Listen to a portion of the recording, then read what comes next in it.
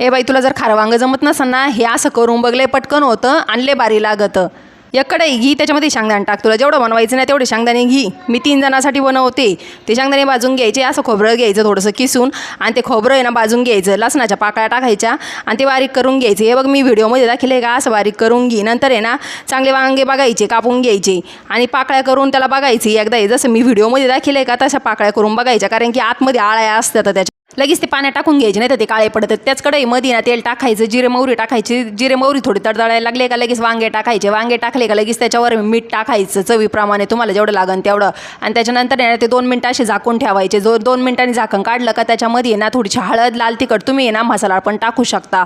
आणि त्याच्यात आहे ना वरतून पाणी टाकायचं. तुम्हाला गरम पाणी टाकायचं असत गरम पाणी टाका. मी थोडंसं टमाटा टाकलं. इथं टमाटा टाकल्यानंतर आहे ना चव भारी लागते. एकदा बघायचं शिजलंय का. शिजला असेल ना तर ते शेंगदाण्याचा कूट आहे ना तो बनवलेला तो टाकून घ्यायचा आणि त्याच्यामध्ये ना कोथिंबीर टाकायची. 2 मिनटं गॅसवर ठेवायचं आणि खाऊन घ्यायचं.